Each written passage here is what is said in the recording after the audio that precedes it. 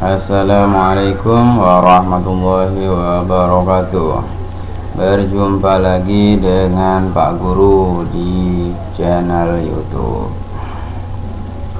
Anak-anak kelas 5, pada hari ini kita menginjak pada pelajaran 2, yaitu mengenal nama Allah dan kitabnya. Mengenal nama Allah. Jadi nama-nama Allah itu dinamakan Asmaul Husna. Apa artinya Asmaul Husna? Yaitu nama-nama Allah yang baik. Asmaul Husna ada 99 nama. Cuman dari ke-99 nama itu yang kita pelajari hanya 4 Asmaul Husna. Apa saja? Yaitu Al-Mumit, Al-Hayyu, Al-Qayyum, dan Al-Ahad. Apa saja itu? Al-Mumit, yaitu artinya maha mematikan. Jadi semua yang hidup atau yang bernyawa akan mati. Nah, ini contohnya. Nah, ini apa? Nah, ini adalah manusia yang sudah meninggal. Nah, jadi semua manusia akan dikubur dan akan hilang nyawanya. Ya, jadi Allah itu maha mematikan makhluknya. Yang kedua, apa? Al-Hayyu, yang maha hidup, mengandung arti bahwa Allah SWT hidup kekal selamanya. Jadi Allah itu maha kekal, maha hidup. Kalau makhluknya itu tidak ada yang kekal, semuanya akan binasa atau akan mati. Yang ketiga, Al-Qayyum, yang maha berdiri atau mandiri, bahwa Allah SWT itu berdiri sendiri untuk selama-lamanya. Allah memberikan pendidikan kepada manusia supaya hidup tidak selalu bergantung kepada orang lain. Nah, manusia itu jangan tergantung kepada orang lain, karena manusia diberi akal dan hati. Nah, makanya anak-anak kalau mengerjakan soal dari Pak Guru harus percaya diri mengerjakan sendiri, mandiri itu namanya. Jadi itu meniru salah satu sifat Allah, yaitu maha mandiri. Jadi kalian harus bisa mandiri dalam mengerjakan soal atau tugas-tugas dari Bapak dan Ibu guru. Yang keempat apa? Al-Ahad, yang Maha Esa, mengandung arti Allah itu Esa. Apa Esa? Itu satu, ya, tunggal. Nah, ini tercantum pada surah Al-Ikhlas. Apa surah Al-Ikhlas? Qul huwallahu ahad. Artinya, katakanlah Muhammad dialah Allah yang Maha Esa. Disebut pula dengan Al-Wahid, artinya yang maha tunggal. Nah, tidak ada Tuhan selain Allah. Tidak ada Tuhan selain Allah, baik itu yang bagus seperti adanya matahari, bulan, bintang, itu tidak bisa dijadikan Tuhan, apalagi hanya batu-batu yang dibuat oleh manusia sendiri. Nah, ini contoh-contoh Al-Mumit. Jadi orang yang sehat, bisa sakit, bisa meninggal, itu maha mematikan. Nah, ini Al-Hayyu, yang maha hidup. Al-Qayyum, mandiri. Ya, ini ada contohnya anak kecil sedang atau anak SD kelas 5 sedang merapikan tempat tidurnya sendiri. Itu ya, jadi yang terakhir Al-Ahad, Maha Esa atau Maha Tunggal. Allah lah satu-satunya Tuhan semesta alam.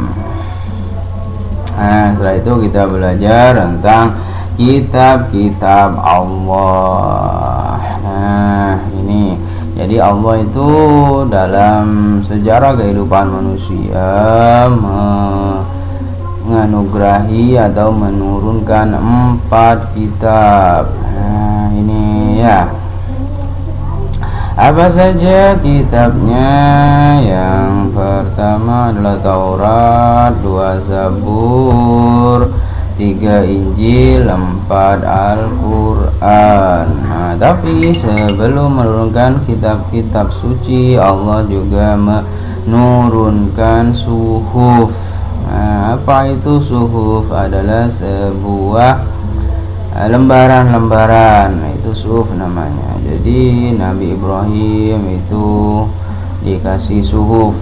Jadi nabi atau rasul yang tidak mendapatkan kitab suci itu diberi suhuf oleh Allah, atau pedoman-pedoman untuk ajaran kepada umatnya. Itu suhuf. Nah, ini kita menginjak kepada kitab Taurat. Kitab Taurat diturunkan kepada Nabi Musa alaihissalam kurang lebih pada abad 12 sebelum Masehi di daerah Israel dan Mesir. Kitab Taurat menggunakan bahasa Ibrani. Jadi bahasanya kitab Taurat adalah Ibrani. Nah, ini diturunkan di Mesir bagi Bani Israel. Jadi kitab Taurat ini diturunkan di Mesir ketika Nabi Musa berhadapan atau bermusuhan dengan Fir'aun, raja Mesir. Nabi Musa ini juga punya mukjizat. Mukjizatnya adalah tongkat yang bisa berubah menjadi ular, bisa membelah lautan. Nah, itu tongkat. Yang kedua kitab Zabur. Kitab Zabur diturunkan kepada Nabi Daud ketika beliau menduduki tahta sebagai raja Bani Israel. Nah, ini Nabi Daud adalah raja dari Bani Israel yang hampir menguasai dunia. Nah, menguasai dunia ya. Orang Inggris itu menyebutnya King David. Ya, King David katanya. Nah, ini pada abad 10 sebelum Masehi di tanah Kan'an. Nah, Nabi Daud ini seorang raja dan mempunyai mukjizat. Dia bisa membuat baju besi. Jadi peralatan besi itu mukjizatnya Nabi Daud. Kitab Injil diturunkan kepada Nabi Isa pada sekitar abad 1 Masehi di daerah Yerusalem. Nah, Yerusalem ini sekarang di daerah Israel. Nah, daerah Israel sana. Dalam bahasa Yunani, Injil berarti kabar selamat.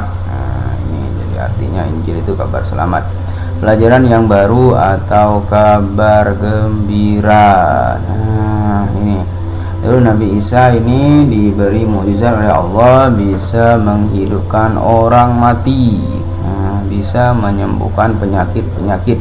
Nah, ini mukjizatnya Nabi Isa. Beliau diberi kitab Injil untuk membersihkan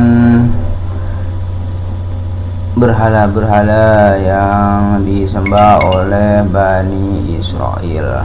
Yang terakhir adalah kitab Al-Quran, kitab yang kita baca setiap hari dan kita pelajari.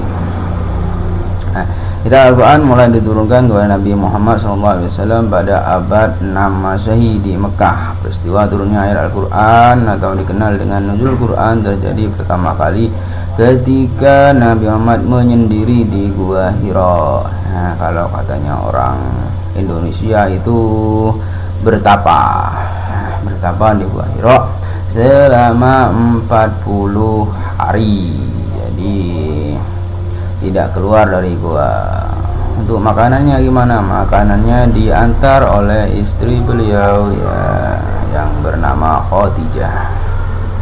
Ini maka turunnya Al-Quran nanti awal dianggapnya Nabi Muhammad sebagai Rasul saat beliau berusia 40 tahun. Nah, itu ya. Jadi pada saat 40 tahun Nabi Muhammad diangkat menjadi Rasul dan mendapatkan Al-Quran atau wahyu pertama. Wahyu pertama adalah surah Al-Alaq ayat 1 sampai 5.